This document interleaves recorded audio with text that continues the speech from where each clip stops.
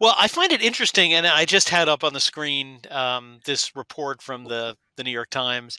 I find it interesting, not exclusively, but a large number, as I said, of English aristocrats and English establishment folks signed this when I believe Francis probably doesn't like the Latin Mass, but I think the real driving force behind this final solution is Arthur Roche, a little Hmm. roach that crawled out of England to the Vatican a couple years ago.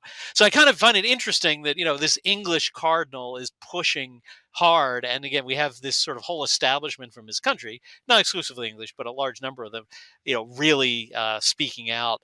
Again, really, pretty beautifully noting the beautiful way that it leads to silence, noting young Catholics, and even again pointing out, as I said, there are believers, non-believers, Catholics, non-Catholics, who at least appreciate, if not the theological weight, the magnificent spiritual and cultural heritage of this Mass. Well, this reminds me of the anecdote, I believe it was recounted by Michael Davies in one of his books, of the Mm. Agatha Christie indult.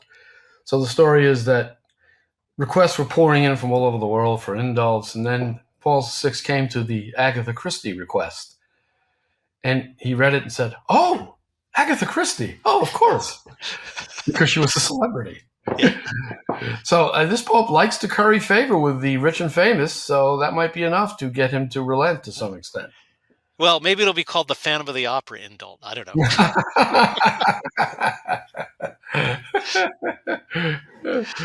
Well, But I don't no, know. but no, I agree with you. I mean, I think it certainly will survive. I mean, the mass will not disappear. I think even on the official level, he's going to say the Ecclesia Dei communities, although he's going to probably try to squeeze them with offering some incense to the Novus Ordo some way, but he'll allow it there. Um, but he really wants to get it out of parish churches, is what's clear. That they don't want you to be able to walk to your local parish church and stumble upon this. They want it to be, you've got to drive 2 hours to some church in the middle of a cemetery, at the far flung reach of the diocese that they happen to give to the Institute of Christ the King. Yeah, because if you allow it in the parishes, the patient might actually survive. But no, no, Right. no, no.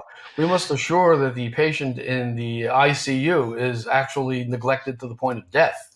You have Mm. to finish the malpractice and make sure the patient dies. That's how sick this whole thing is. The reason he's afraid of the Latin Mass in parishes is that people are attracted to it, and the church might actually revive. Right.